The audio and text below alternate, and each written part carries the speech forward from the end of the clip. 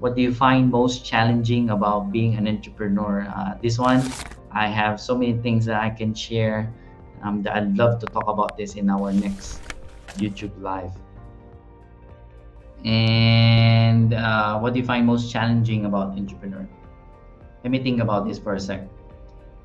I think one of the biggest reason why I want to be an entrepreneur or why I want to start my own business is because it gives me more control of my life, right? So that control, I want to be able to, control a lot of things, like my time, the amount of work that I do, who I interact with, what kind of things that I work on. So a lot of this is control and freedom, right? Control and freedom. So the most challenging thing about being an entrepreneur is, for me, at least for me, is letting go of that control. And this will be apparent when, for example, you have business partners or you have, for example, employees. Then you'll probably experience this and struggle with this as well. I mean, it's possible, but for me, that's how I experience it. And being someone who likes to be in control, I like certain things to be with a certain quality and standard.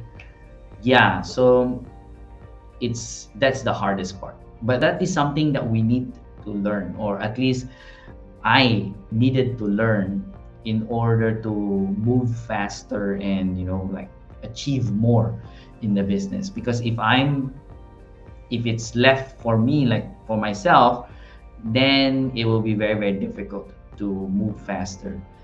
So I need to let go and trust that my business partners or my employees will be able to do a good job.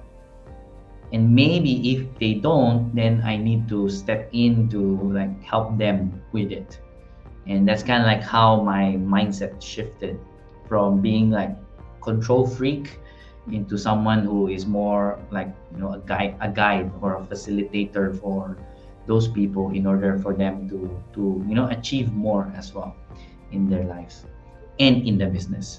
So yeah, so that is my answer to that. The most challenging is really letting go of that control.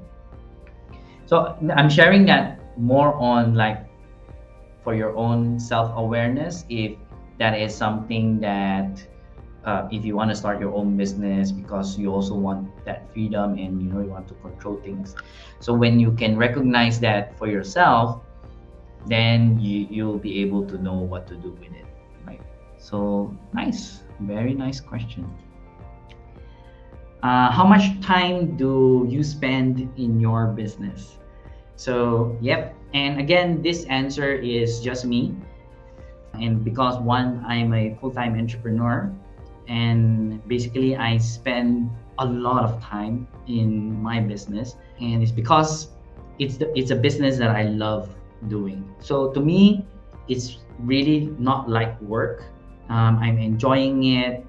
Even when I meet up with people, even if it's a casual meetup, my antenna is always open to what are the possibilities that can happen, all these things. And so I spend a lot of time, maybe average in a day 10 hours at least.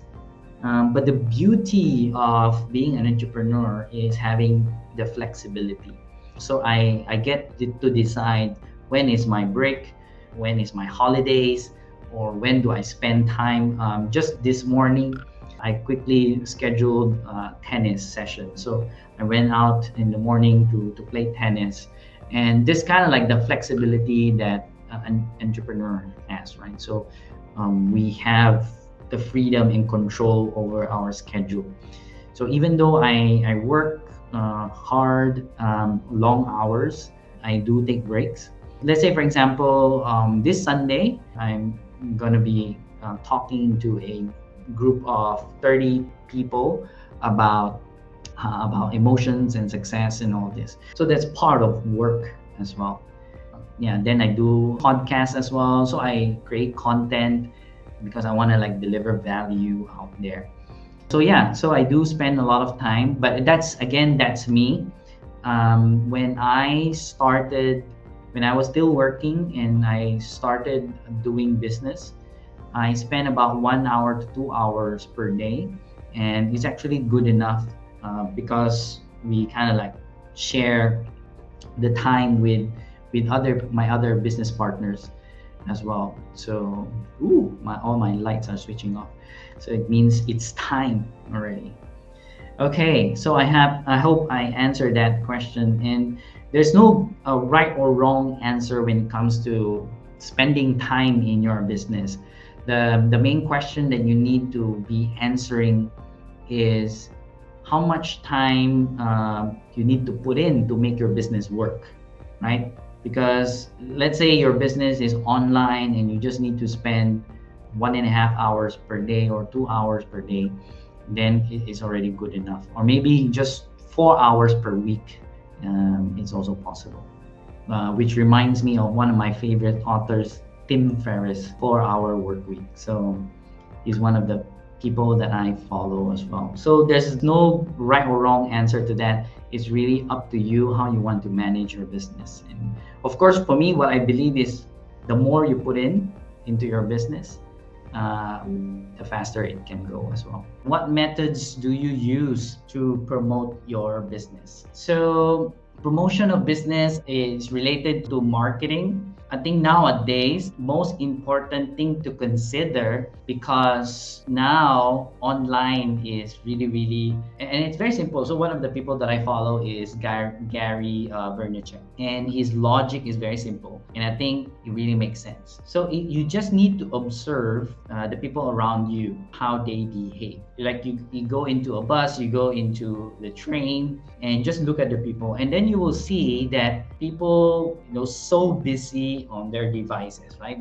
On their mobile phone, or maybe their laptop, or maybe their iPad, or whatever, right? So they're really busy on their mobile devices. And what are they doing? They're browsing through their, social media, or maybe they are looking at news, reading news, or just watching videos. So just by observing other people, how they behave, then you get some idea like how you can reach more people, how you can promote your business. And so that's why online is super important nowadays for business, and at the same time social media as well. So we need to think like that, like what is really happening in the real world that we can use into our own advantage, where we can leverage. So my business is the same thing. So I utilize online. So basically you need a social media presence, and then online presence like your website, and then here like YouTube Live,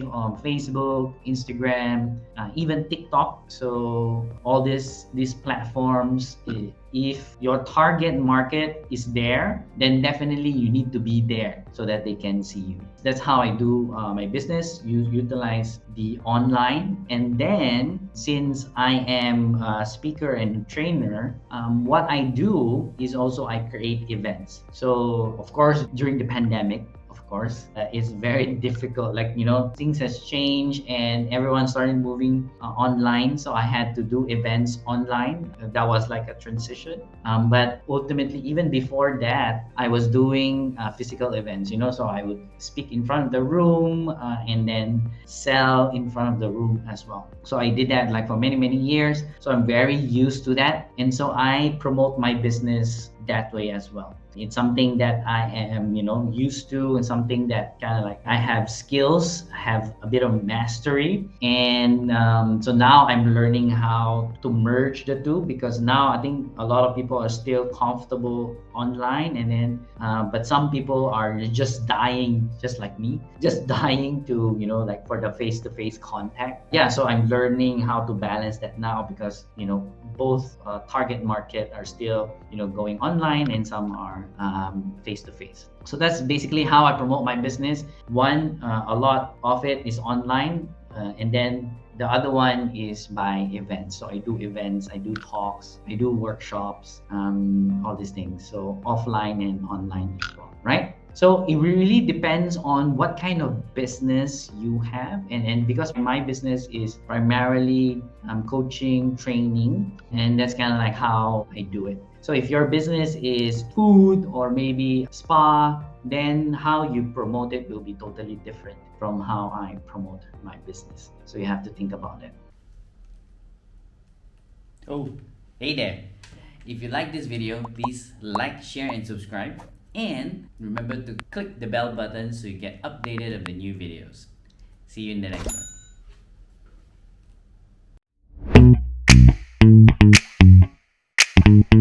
one.